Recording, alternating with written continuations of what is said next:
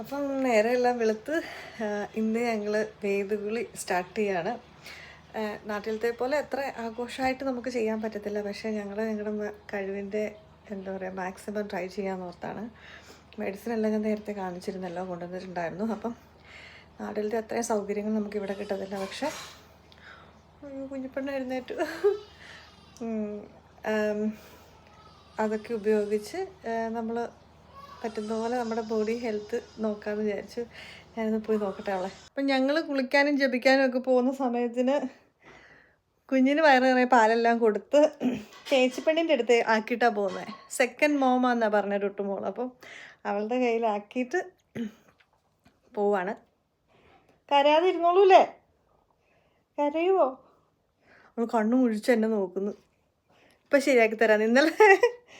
ഇന്നലെ കുറേ നേരം ടുട്ടുവിൻ്റെ കയ്യിലിരുന്നു. ചേച്ചിയുടെ കയ്യിൽ ഇരിക്കണം കേട്ടോ. ഏത് വെള്ളം റെഡിയാക്കാൻ പോവാണ്. അതിനുവേണ്ടി നമ്മൾ ഒരു കലം നിറച്ച് നമ്മൾ വെള്ളം എടുത്തിട്ടുണ്ട്. അപ്പോൾ ഇതാണ് നമ്മുടെ നാട്ടിൽ നിന്ന് കൊണ്ടുവന്ന വേദിൻ്റെ പൗഡറാണ്. അതിൻ്റെ സാധനങ്ങളൊക്കെ ഉണ്ട്, എന്തൊക്കെയാണെന്ന് എനിക്കറിയത്തില്ല. എന്നാൽ നമ്മൾ ഇത് 16 ദിവസത്തേക്കുള്ളതാണ്. 16 ദിവസത്തെ കുളിക്ക് വേണ്ടിയുള്ളതാണിത്. അപ്പോൾ നമ്മൾ ഇന്നിപ്പോൾ വെള്ളം ചൂടാക്കാൻ വേണ്ടി വെട്ടി തിളപ്പിക്കാൻ വേണ്ടി പോവാണ്. അപ്പോൾ ഇത് നമ്മൾ കുറച്ച് ഇതിൻ്റെ അകത്തേക്ക് ഇടാൻ പോവാണ് വെള്ളം തിളപ്പിക്കാനായിട്ട്.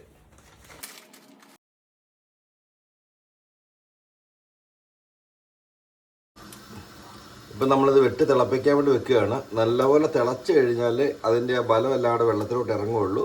എന്നിട്ട് നാളെ രാവിലെ ഇത് നമ്മൾ ഒന്നുകൂടെ ചൂടാക്കി നമ്മൾ അടുത്ത വേറെ ചൂടുവെള്ളമായിട്ട് മിക്സ് ചെയ്താണ് നമ്മൾ കുളിക്കാൻ വേണ്ടി കൊടുക്കുന്നത്. എങ്കിലും അതിൻ്റെ ഒരു ഗുണം മുഴുവൻ വെള്ളത്തിനും കിട്ടുകയുള്ളൂ.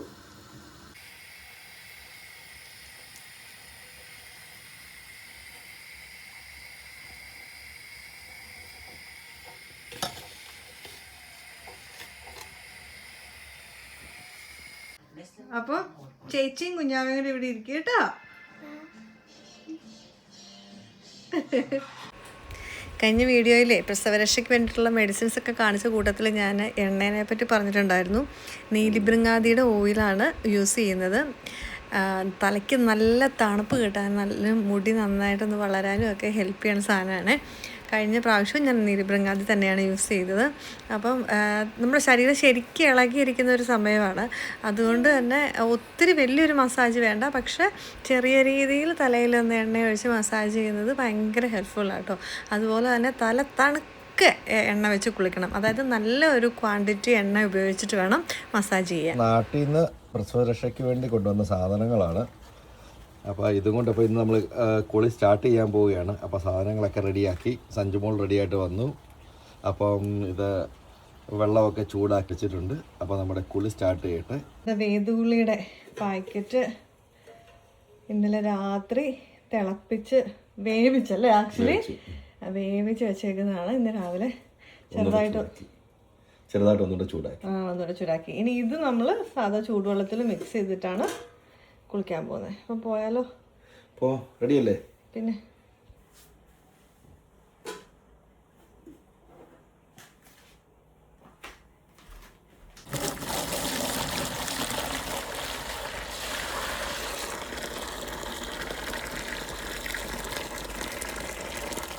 സഞ്ജുമോളെ, അപ്പോൾ കുളിക്കാൻ റെഡിയാണോ?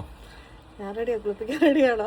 പിന്നെ നമ്മൾ എപ്പോഴേ റെഡി. കഴിഞ്ഞ പ്രാവശ്യം എൻ്റെ എന്താ പറയുക ഗ്രാൻഡ് മദറും മമ്മിയും വല്യമ്മയും എല്ലാവരും കൂടിയാണ് കുളിപ്പിച്ചത്. ഇപ്രാവശ്യം അവരുടെ എല്ലാ ഇൻസ്ട്രക്ഷൻ മേടിച്ചിട്ട് ജിനു ആ ദൗത്യം ഏറ്റെടുത്തു. ഇൻസ്ട്രക്ഷൻ ആവശ്യമില്ല, എല്ലാം നമുക്കറിയാം. നോക്കാവുന്നു. ഇവിടെ വന്നിട്ട് ചെയ്യാത്ത പരിപാടിയായിരുന്നു, അതുകൂടി ചെയ്തേക്കാം. അതെ, തുടങ്ങാം. തുടങ്ങിക്കോ. ഓക്കെ. എൻ്റെ അമ്പാനെ നോക്കാൻ ഏൽപ്പിച്ചിട്ട് പോയതാ. തിരിച്ചു വന്നപ്പോഴത്തേക്കും ചേച്ചിയും കുഞ്ഞും കൂടെ ഉറങ്ങിപ്പോയി. എൻ്റെ ഒന്ന് പൊന്നോ.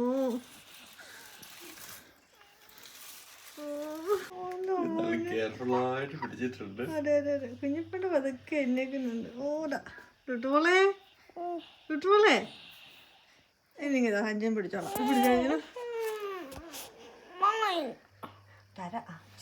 ഇച്ചിരി പാപ്പം കോച്ചുണ്ട് കുഞ്ഞ്.